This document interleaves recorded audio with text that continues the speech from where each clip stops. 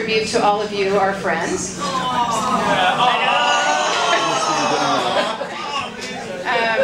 Because you've always been there for us, and we really appreciate it, and we hope we'll be there for you. And I wanted to give a special shout out for some people who aren't here tonight that we are very much going to be there for in the next while. It's Tom and Marion and Helly and Andy, our friends. Rick's throwing me off here. For Terrence and Catherine, and also our friends Indra and Tom. So anyway, I'm going to play The Wait by the band. I'm going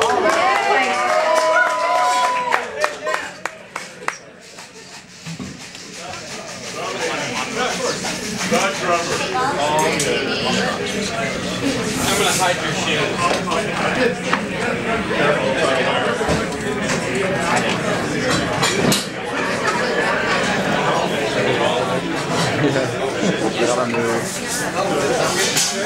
Come on, let's give it up for Jan on the drums, everybody!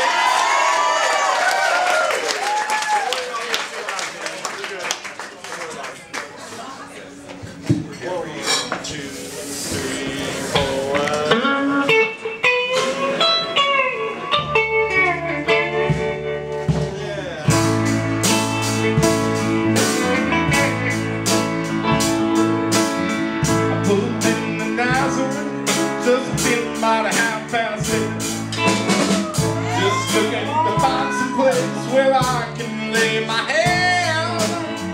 Hey, mister, can you tell me where a man might find the bed? He just grinned, he shook my hand, and knows all he said. Take a load off, Annie. Take a load of free. Take a load off, Annie.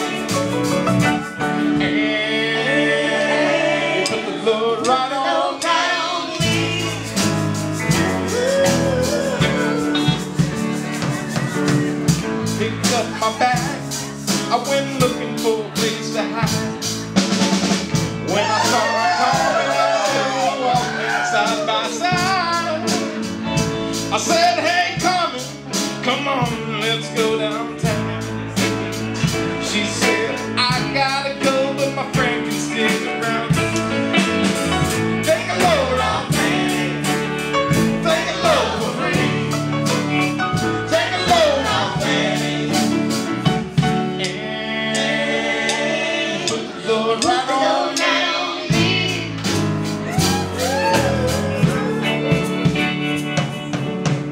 Lord, I hope this Moses, there's nothing that you can say. It's just a loop who's waiting on Judgment Day. Hey, look, you thought about Andy. Said, do me a favor, son, don't keep old Andy company.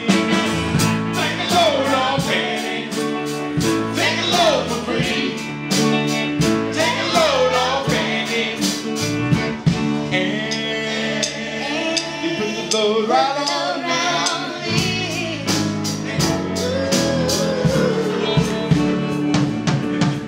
Baby says to follow me, and he caught me in the bar. Said I can fix your rack, and you take back the dog. I said just want to help me, so I'm a piece of man. He said that's okay, boy, won't feed him when you can.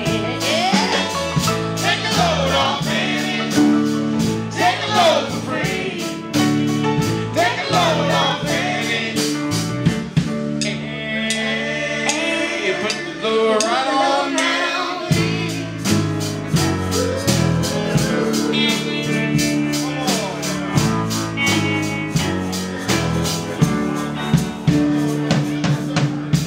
Get your cannonball now to take me down the line. My ship is sinking low, and I do believe it's time. They get like a Miss Fanny, you know she's the only one who took me here with her regards for everyone. Take a load off, Annie. Take a load for free. Take a load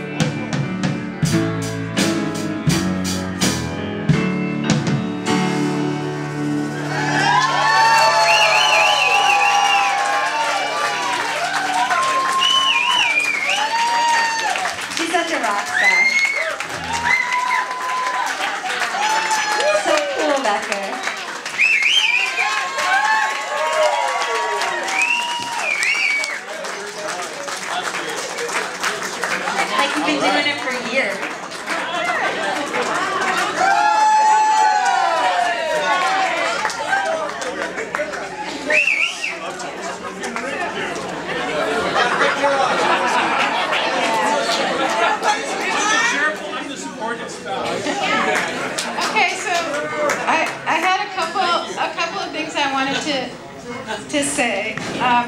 The easy one. So you probably see this poster that's up, the Marriage Madness poster. So I wanted to tell you the story of that. I had this idea that I was going to do a kind of a 60s rock poster, and so I didn't have time to do it. But anyway, so I was trying to prepare. Work or something? Yeah, I work. And but I got this email from the Oakland Museum that they're having the year 1968 exhibit, and they were going to have they had also an exhibit on vintage posters, and they were going to have a silk screening exhibition, or demonstration. So I made Rick go down. I said, "Oh, this is a great idea. I'll silk screen each one of these posters. I don't have time to really put together." So we went down and we met this guy named Jeff Boozer, who happened to be the guy doing the silk screening, and we were asking him like a million questions. And about halfway through, Rick and I look at each other and we say, "God, why don't we just have this guy do it?" So we got his email and we corresponded with him, and then I had his website or blog or whatever. And it turns out that he's really into music, and he also does a lot of posters for indie bands. So he was nice enough to do the poster for us while in the meantime, he's trying to put a poster together for Beirut for the Fox. I mean, he's a guy who really does a lot of neat indie posters. So we asked him to do it, and he has done a special edition poster for. So for each of you get to take home tonight a signed poster by.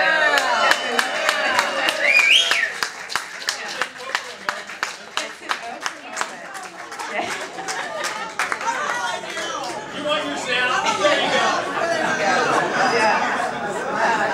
You have to stay at least 15 minutes after you take your poster.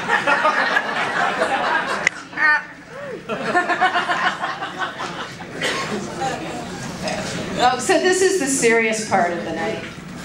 So I wrote a story. It's really pretty serious now that. Keep staring at this poster. Oh, dude! Would you say food? Go, dude. Go, dude. That's our friend Paul. He's a real rocker. All right. So anyway, I wrote this story. Bear with me. This is the long portion. Don't fall asleep. Okay. How many pages? The band is coming through, by the way. It's large lettering. I think I gotta sit down. All right. Get comfortable. Now I feel bad. Now I feel bad because the story's really serious, but okay. Okay. All right. Okay. Hold on. It's right here.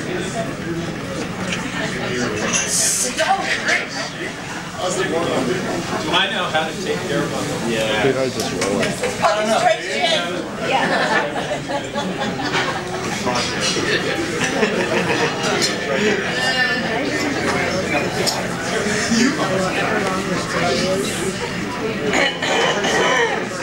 Okay, here we go. Can you hear me okay? All right. When I finally decided to start writing down the running commentary that had been playing in my head for years, encouraged by many of you, our friends, who voiced your enjoyment of the emails I was writing about our new life in London, I was finding that much of urban London, with a population of 8 million people, was teeming with writers. As a consequence, I was very lucky to have met, and in some cases gotten to know, several very accomplished writers. I would ask any writer that I met as many questions I could about writing. The most trying question for them to answer was, if I am truly to write about what I know, then I will have to write some very personal and intimate things, not only about myself, but also about those that I love, my friends and family.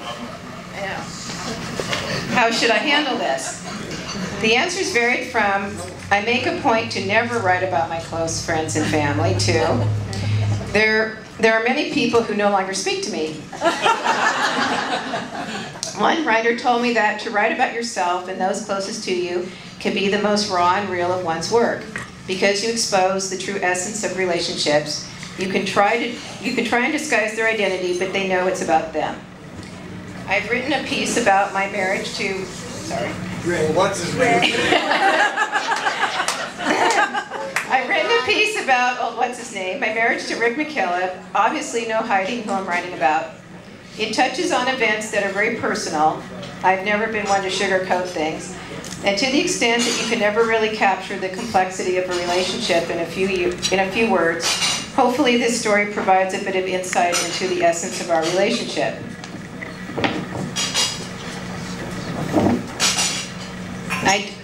I don't know that it definitely answers the question of why we were able to stay together for 30 years when many couples were not. But it does touch on instances when I realized how much I love my husband and want to continue to stay with him. Oh.